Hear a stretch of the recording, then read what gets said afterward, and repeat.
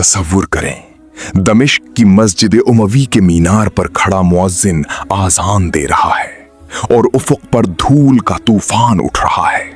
वो धूल आम नहीं, वो बाज़ंतीनी जिर्रापोश दस्तों के घोड़ों के समूह से उठ रही है। खिलाफत का सूरज निस्फुन नहार पर था, मगर शिमाल से एक पुराना दुश्मन जाग चुका था। वो दुश्मन जो सदियों से जख्मी था और अब बदला लेने आया था। ये कहानी है उस वक्त की जब शाम की सरहद पर घंटियां नहीं, खतरे की घंटी बजने लगी थी। अस्सलामु अलैकुम दोस्तों, मैं हूं आपका मेजबान और आप देख रहे हैं गुमशुदा तारीख की 36वीं किस्त। आज हम बात करेंगे उमवी खिलाफत के उस दौर की जब मशरिक में फतूहात के झंडे गाड़े जा रहे थे, मगर मगरिब से बाज़ंतीनी सल्तनत यानी रूमी एक नए अज़्म के साथ जाग उठी थी। खलीफा वलीद बिन अब्दुल मलिक के बाद खिलाफत में अंदरूनी खलफशार शुरू हुआ। उमर बिन अब्दुल अजीज के मुख्तसर मगर सुनहरी दौर के बाद तख्त पर बैठने वाले हुक्मरान कमजोर पड़ने लगे और दुश्मन हमेशा कमजोरी को सूंघ लेता है। कुस्तंतुनिया के महल्लात में शहंशाह लियो सोम खामोश नहीं बैठा था। मुसलमानों ने 717 में कुस्तंतुनिया का मुहासरा किया था। वो जख्म अभी ताज़ा था। अब उमवी खिलाफत अंदरूनी बगावतों, खानदानी झगड़ों और गवर्नरों की नाअहली का शिकार थी। सरहदी फौजी छावनियां, जिन्हें सुगूर कहा जाता था, वहां तनख्वाहें वक्त पर नहीं पहुंच रही थीं।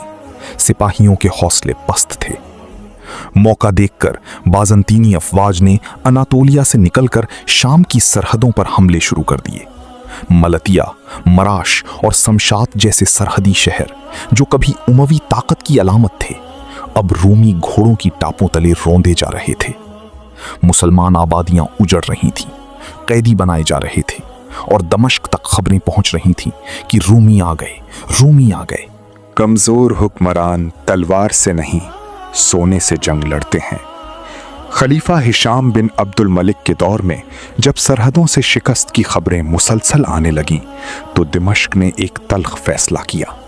बाज़ंतीनी शहंशाह को सालाना खराज देने का वादा।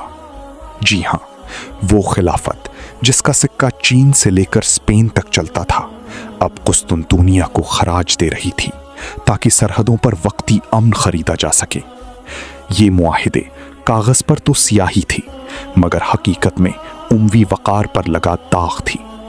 रूमी जानते थे कि ये मुआहिदे कमजोरी की निशानी है, इसलिए वो खराज लेकर भी हमले से बाज नहीं आते थे। मुआहिदा तोड़ना उनकी पुरानी आदत थी। सरहदी इलाकों में रहने वाले मुसलमानों के लिए ये दौर क़यामत से कम न था।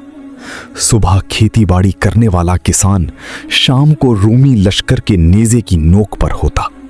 माएं अपने बच्चों को सुलाते वक्त लोरी नहीं, दुआ पढ़ती थीं कि रात खैरियत से गुजर जाए। बाज़ंतीनी कमांडर मलकूस और तरासिक जैसे जर्नैल गर्मियों में मुनज़्ज़म साइफा हमले करते। वो आते, लूटते, शहरों को जलाते और हजारों मुसलमानों को गुलाम बनाकर कुस्तंतुनिया ले जाते। उमवी अफवाज जवाब में शातिया यानी सर्दियों की मुहिम भेजती, मगर वो नाकाफी थी क्योंकि मरकज से मदद नहीं आ रही थी। खजाना खाली था और तख्त के वारिस आपस में दस्तों गिरेबां थे। शाम की सरहद पर एक ऐसी खबर पहुंची जिसने दमिश्क के ईवानों में लर्जा तारी कर दिया। बाज़ंतीनी शहंशाह ने खराज लेने से इनकार कर दिया था। उसका पैगाम सिर्फ 3 लफ्जों पर मुश्तमिल था, अब सुलह नहीं, सिर्फ जंग। रूमी लश्कर एक बार फिर पूरी कुव्वत से शाम की तरफ बढ़ रहा था।